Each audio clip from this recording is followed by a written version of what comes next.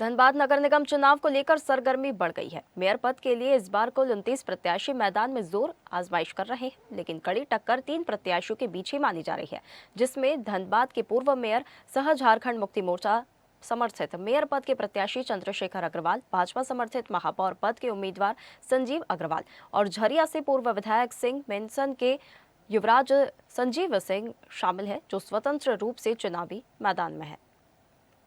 वैसे तो धनबाद नगर निगम चुनाव में मेयर पद के लिए खड़े हुए सभी 29 प्रत्याशी अपने अपने चुनावी वादों के साथ चुनावी मैदान में उतर चुके हैं, लेकिन मेयर पद के लिए असली जंग धनबाद के 3 कद्दावर नेताओं के बीच ही मानी जा रही है।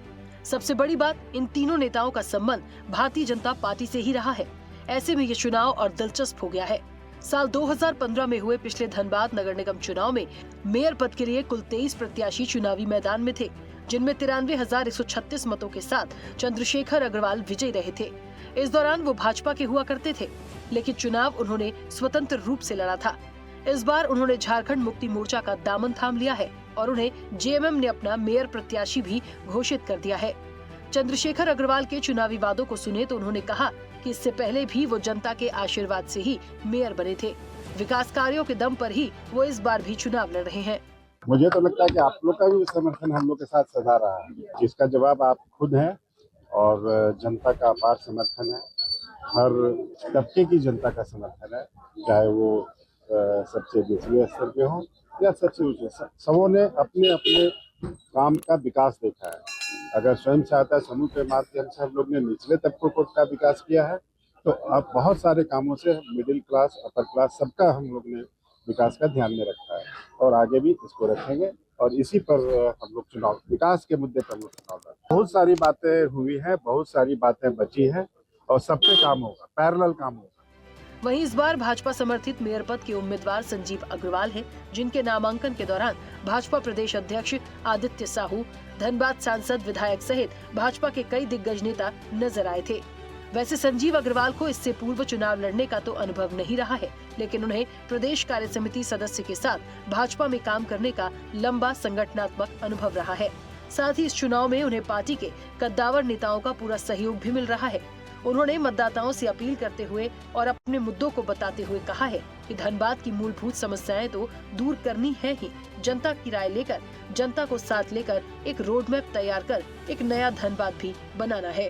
पूरे धनबाद में खुशी का माहौल है। पूरे धनबाद में जनता का अपार आशीर्वाद मिल रहा है और आज इस केंद्रीय कार्यालय का उद्घाटन है, जो नगर निगम के एकदम मध्य में स्थित है और यहाँ से जनता का पूरा आशीर्वाद कैसे मिले और भारतीय जनता पार्टी की झोली में धनबाद नगर निगम मेयर का पद कैसे जाए, इसकी रणनीति बनाने के लिए आज इस कार्यालय का उद्घाटन हो रहा है।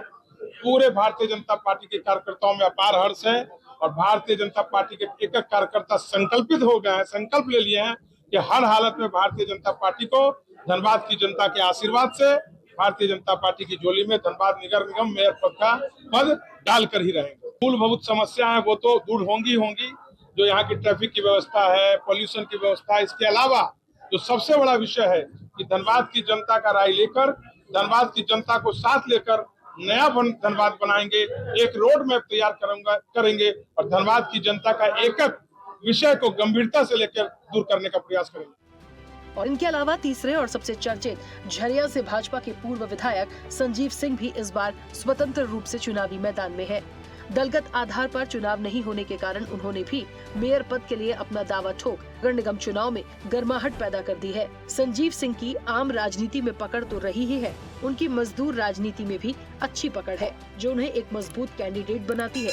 उनके चुनावी मुद्दों की अगर बात करें तो उन्होंने बताया कि वे जनहित में ये चुनाव लड़ रहे हैं और धनबाद का समग्र विकास ही प्राथमिक लक्ष्य है। लोगों में उत्साह है और कुछ क्षेत्र में, कुछ वार्डों में मैं गया था और वहाँ लोगों से मुलाकात हुई और हमको लगता है कि 9 साल बाद जनता के बीच में जा रहे हैं और जो प्यार बरसों पहले था वही प्यार अभी है और नौजवान साथियों का तो एकदम कुछ कहना नहीं है, उन लोग एकदम साथ में साथ चल रहे हैं। देखिए, आप अभी जिस क्षेत्र में हैं, हमको लगता है कि यहाँ से कोलरी का क्षेत्र 1 किलोमीटर की दूरी पर होगा और अगर सीधा सीधी चले तो ½ किलोमीटर की दूरी होगी। एक साफ सुथरा नजर आता है, दूसरा धनबाद जो है वो गंदगी से भरा हुआ नजर आता है। तो चुनाव हो रहा है, वो चुनाव एक निर्दलीय चुनाव हो रहा है और दलीय आधार पर नहीं है, और इसमें सभी लोग स्वतंत्र हैं।